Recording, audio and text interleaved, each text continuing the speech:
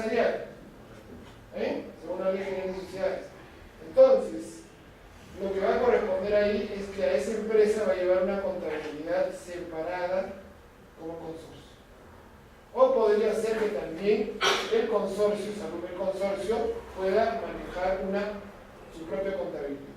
Entonces, esa decisión la tiene que tomar al momento de presentar el contrato de consorcio. Ahí tiene que figurar. Dime. Una pregunta, determinar que una de las empresas va a ser la que va a facturar no tiene nada que ver con la constancia de conformidad que luego nos emite la municipalidad, porque me ha pasado que la constancia sale a nombre solo de la empresa que ha facturado y no a nombre del consorcio. Está mal eso, pero lo que tú no puedes evitar es que la factura salga a nombre de la empresa, no del consorcio. Pero la constancia de conformidad tiene que salir a nombre del consorcio. Así es. Tiene que tener un consorcio y mejor si se diga consorcio tal formado por tal empresa y tal empresa, y si pudiera poner un porcentaje mejor. Así debería ser.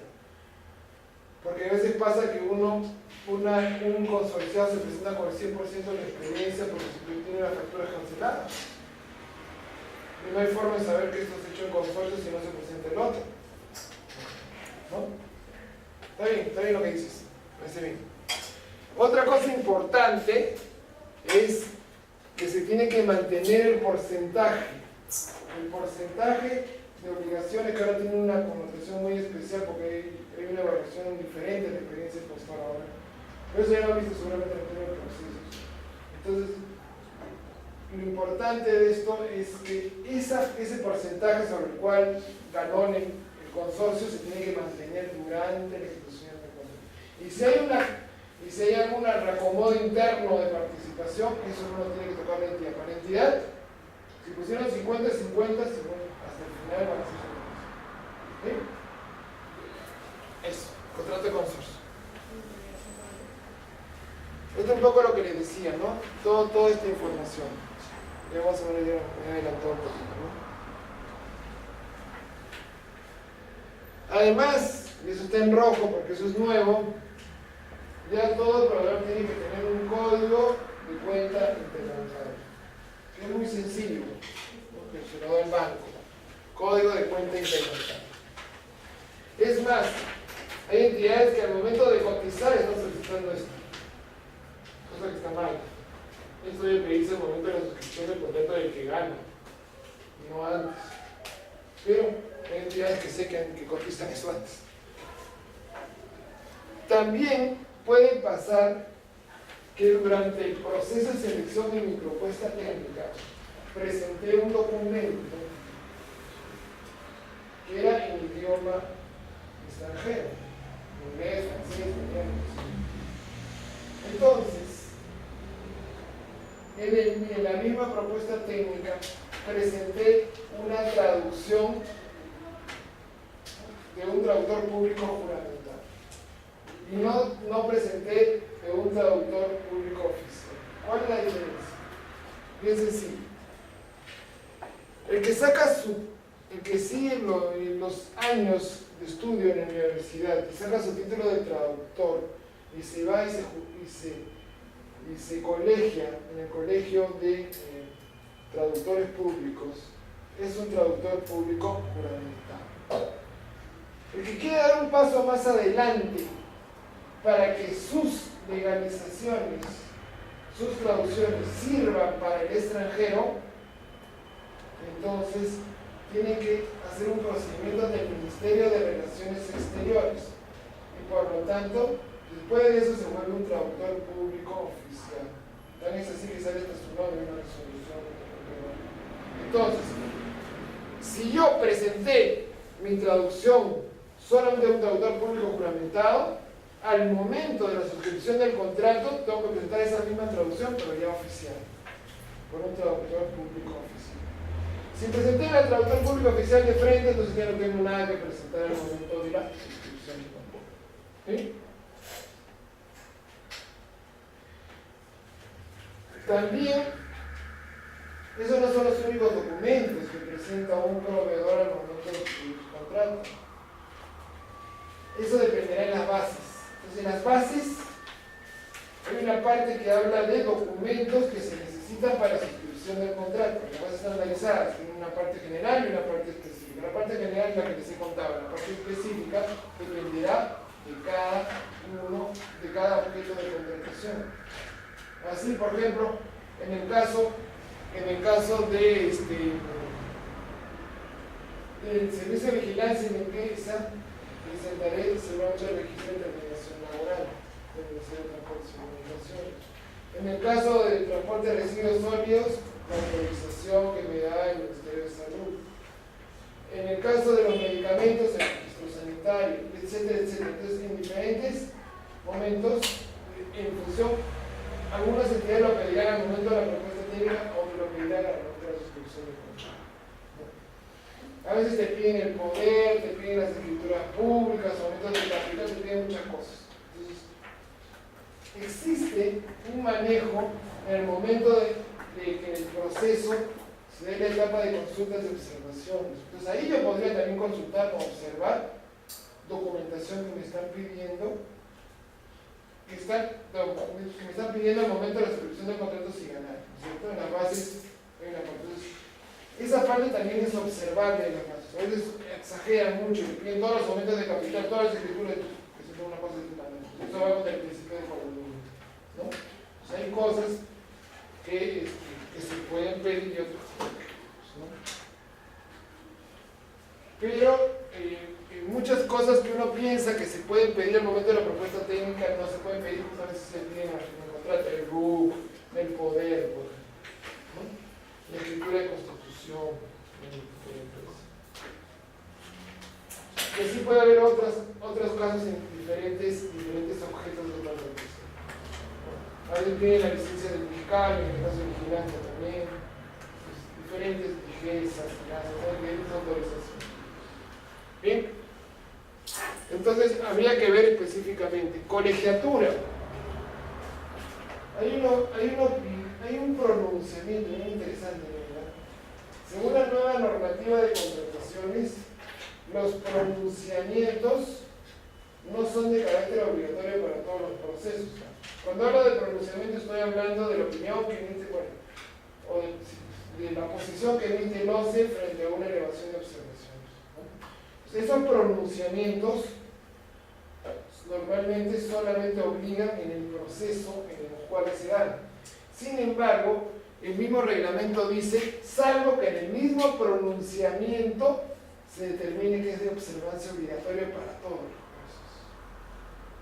Entonces ustedes se dan cuenta, ahorita los pronunciamientos, ¿cómo me doy cuenta de eso? Bueno, entran a la página web del OCE y ahora sí el OCE ha sacado un pronunciamiento, creo que no sé si del año pasado o este año, donde dice esto es obligatorio. Esto es obligatorio. Y en ese pronunciamiento tocan el tema de las colegiaturas y de las habilitaciones, los ingenieros, por ejemplo, ¿no? Entonces, el pronunciamiento dice una cosa bien interesante, dice, solamente debes pedir colegiatura al momento de la suscripción del contrato, no al momento, o habilitación, perdón, no colegiatura, habilitación. O sea, tú sabes que la habilitación significa pagarle o no al colegio profesional, si no le pagas, no estás habilitado, ¿cierto? Entonces, más que todo está pensado para ingenieros, ¿no? Pero podría ser aplicable a otras profesiones, pero más que está pensado en ingenieros. No, la entidad no puede solicitar en la propuesta técnica la exigencia de que el profesional que está presentando al postor esté habilitado. Pero sí lo puede exigir al momento de la ejecución del contrato. Y al momento básicamente al momento de la suscripción del contrato. ¿Sí? Miren ese es el único pronunciamiento que ha sacado el OCE de observancia obligatoria. Por lo menos hasta hace 2 días. Sí te puede pedir una declaración jurada, estará bien. Sí, bueno, una declaración jurada, sí, pues. Pero ahí después puede ser como documentación falsa, inexacta, es bien complicado, ¿no? Es bien complicado. Pero en verdad, lo que importa en el fondo es que esté en el momento de la ejecución. Entonces, no sé si eso también atiende con el principio de economía, también, pues en la medida de que una habilitación cuesta y está sacando para todos los postores y no para que gana, ¿no? Pero lógico es que el presidente que gana. ¿No? Sí, mire. Una consulta. Al momento de firmar el contrato, en los documentos que se presentan, ¿tiene que presentarle la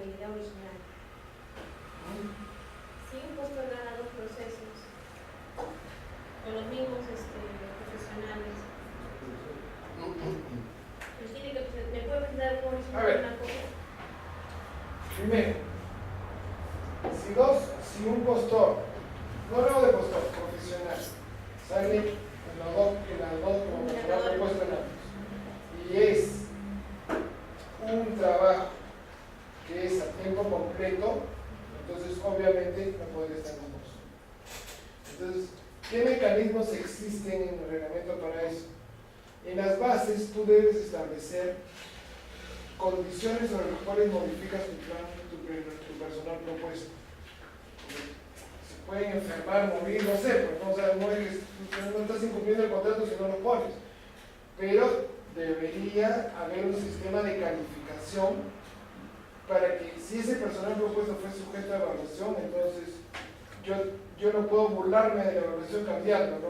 Salvo que la persona con la que estoy cambiando cumpla con los mismos requisitos o mayores requisitos. Entonces, la figura en ese caso debería ser, como yo estoy acá, ya no puedo estar acá, y como no puedo estar acá, yo este postor presenta su reemplazo. Así debería manejarse eso. Porque si firman ambos, va a llegar un momento que hay incumplimiento, ¿no? ¿Sí? Sí, pero no hay ninguna restricción del OCE que te diga que si una persona ha postulado en un servicio no puede postular al otro. No hay ninguna restricción, sí, pero en la práctica no vas a poder cumplirlo. Lo que sí ha dicho el OCE es que si Juan López se presenta como la propuesta técnica de A y de B, eso es totalmente legal. Por eso se discutió hace como 4 o 5 años, porque el Tribunal de Contrataciones determinó que más importante era la libertad de trabajo que el tema de la posible concertación de la oferta. Entonces, un personal se puede presentar indistintamente igual.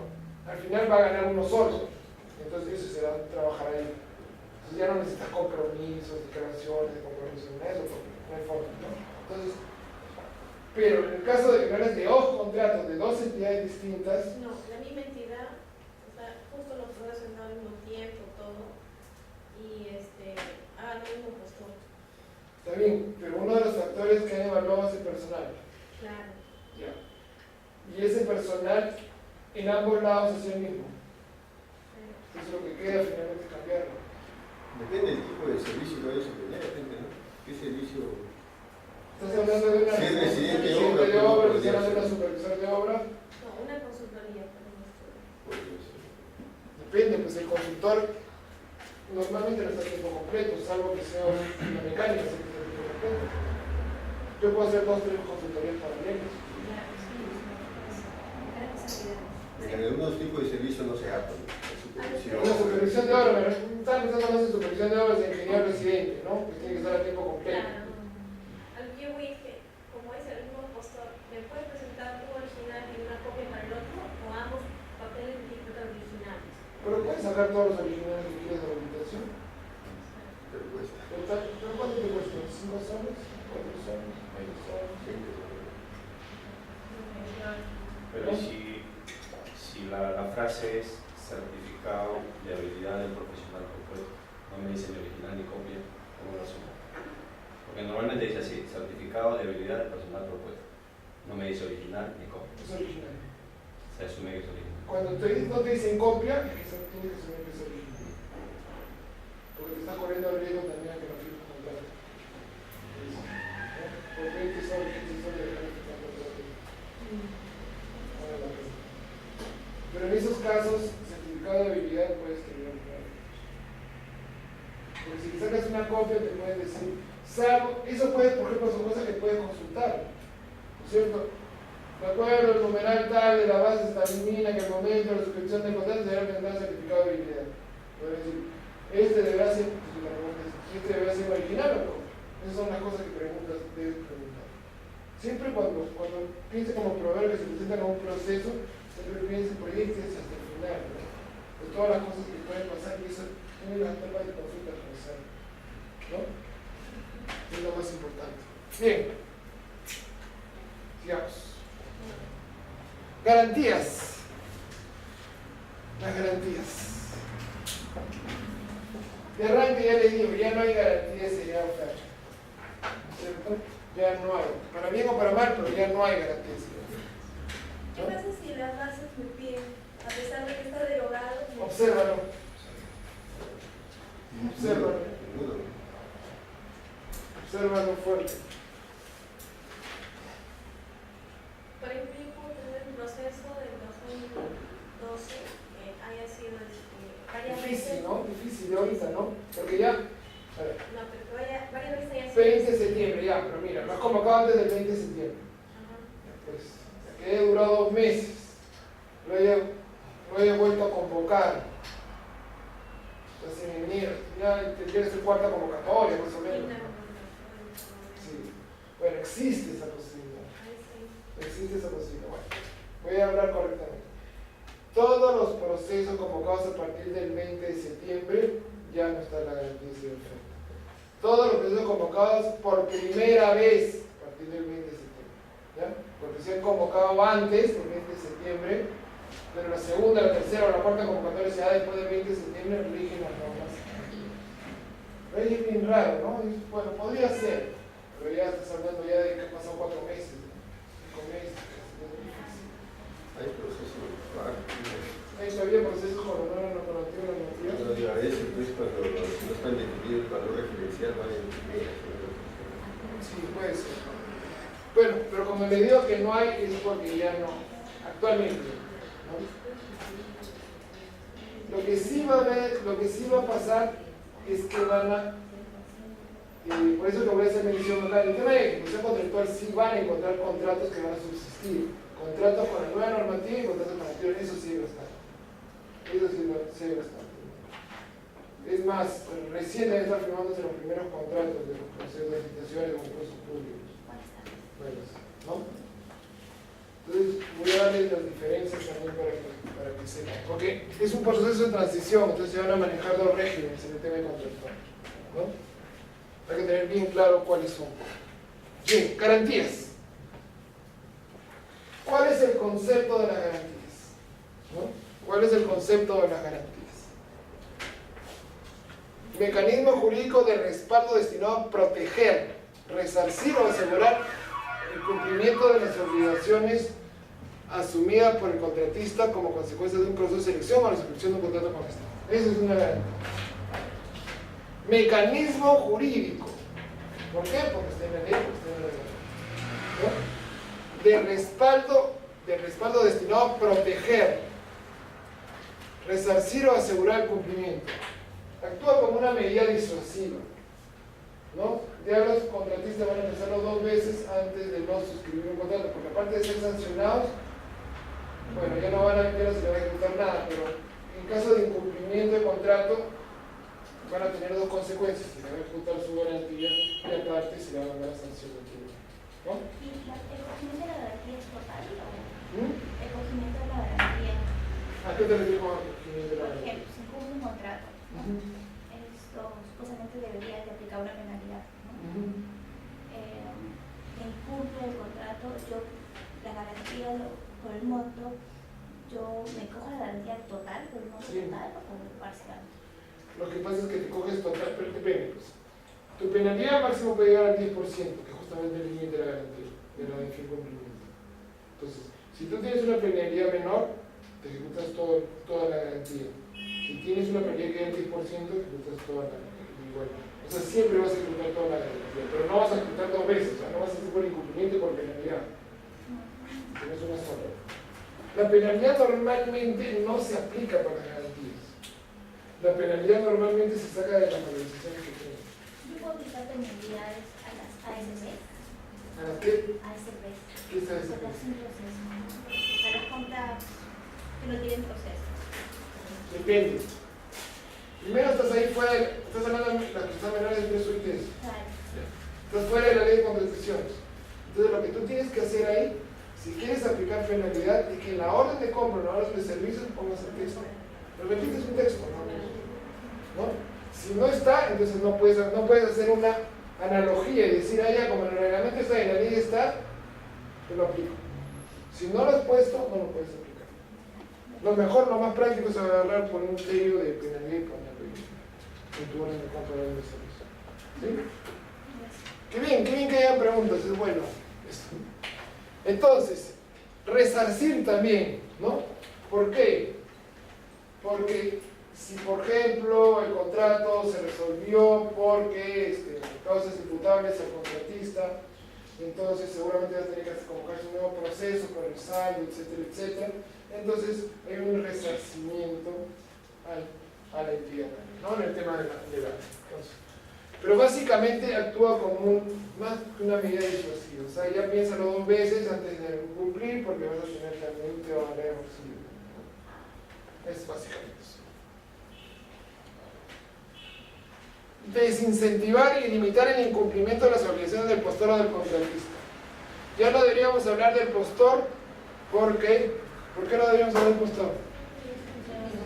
Porque ya no hay garantía de señafre. Entonces esto deberíamos echar. Se los he puesto expresamente para que vean las diferencias con el régimen anterior, ¿no? O sea, debería ser solamente del contratista porque del postor ya debería desaparecer. Bien, compensar a la entidad por las consecuencias del incumplimiento a través de una cobertura dineraria, pues es un segundo, el segundo puede ser más caro, etc., ¿no? Y asumir excepcionalmente el pago de penalidades. Por eso digo excepcionalmente, porque lo lógico y razonable es que la penalidad la saque y la liquide yo de lo que le estoy debiendo al postor, ¿no? Si ya no le debo nada, porque no le he entregado nada, entonces recién ahí la ejecuto la penalidad, ¿no? Bien. ¿Qué características tiene estas garantías? Primero, son incondicionales, es decir, que no pueden estar sujetas a ninguna condición. Tienen que ser solidarias, es decir, que yo no tengo que, si no fueran solidarias, digámoslo de esa manera, entonces tendría primero que ir a cobrarle al contratista. Y si el contratista no me puedo cobrar, recién me cobraría el banco. Entonces, solidaridad significa que yo indistintamente puedo ir de uno o de otro. Entonces, lo lógico que vaya donde el banco, ¿cierto? Y también que son irrevocables. Es decir, el banco o la compañía de seguros, cuando ha emitido una garantía, tiene que haber puesto un plazo. Durante ese plazo no puede revocar, o sea, no puede regresar y no puede decir, no, ya no garantía. Tiene que ser irrevocable. Y lo más importante, de realización automática. ¿Qué significa eso? Significa que con el solo requerimiento de parte de la entidad, el banco o la compañía de seguros debe ejecutar la garantía. Y muchos son propensos a estar hablando con su cliente, por si acaso, ¿no? Es más, es fuertísimo el tema, porque tiene 3 días para ejecutar. Si no ejecuta en 3 días, hay 2 temas principalmente. El banco tiene que pagar intereses, 1. Tiene 3 consecuencias. El banco tiene que pagar intereses, 1. 2. Se le va a ir una denuncia ante la Superintendencia de Bancos y Seguros y el banco no va a poder emitir. Aparte que lo van a multar, lo van a suspender de su función de emitir garantías por creo que 2 años a veces. O sea, es bien fuerte el tema. Y les cuento por qué se origina esto. Hasta el año 2006 se podía aceptar tanto garantías emitidas por bancos como garantías emitidas por compañías de seguros. ¿Se acuerdan? Y después, durante ese tiempo, llegaba con su CODE de ese momento denuncias, reclamos de entidades que decían las compañías de seguros no nos hacen caso. Y la lógica de la compañía de seguros era totalmente razonable. ¿Qué vende una compañía de seguros? Pólizas, ¿no es cierto?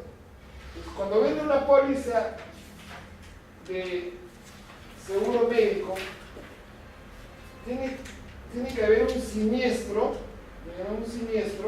para que opere la póliza. Ese siniestro es la enfermedad, ¿no es cierto? Cuando uno se enferma es un siniestro.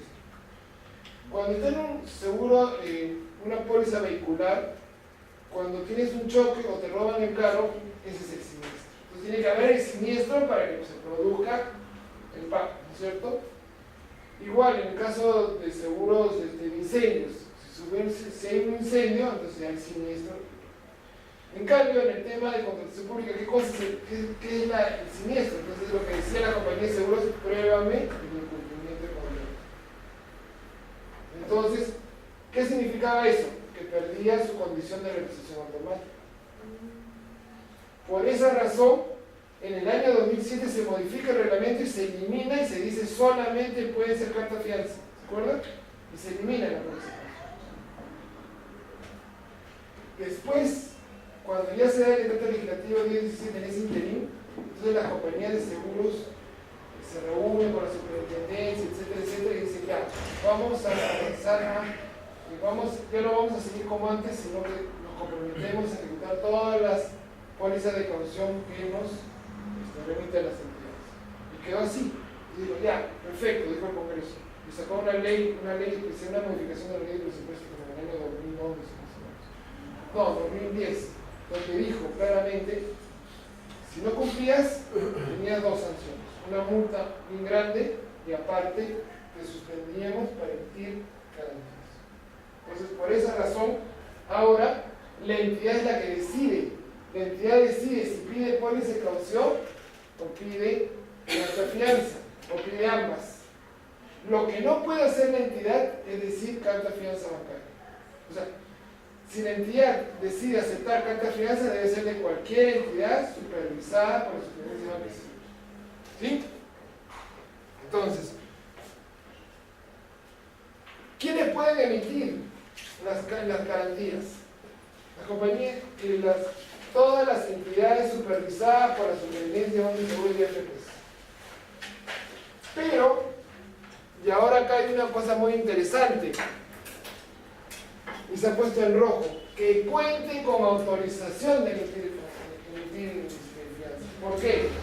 Porque hubo una empresa, una financiera creo que se llamaba Copex, si no me equivoco, donde comenzó a emitir garantías.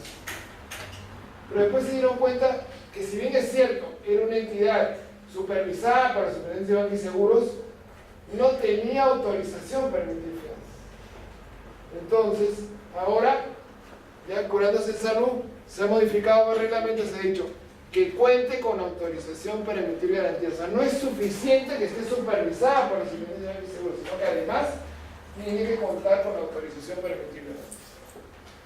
O estar considerados en una lista de bancos extranjeros que publica el Banco Central de Reserva. Pero eso, digamos, eso para montos más altos.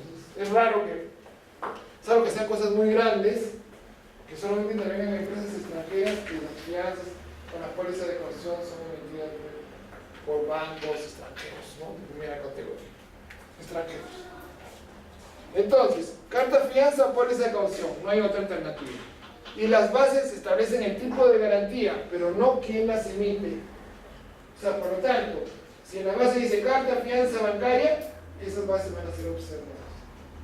Porque el límite de la entidad es solo carta fianza, pero no puede poner quién es la que la emite.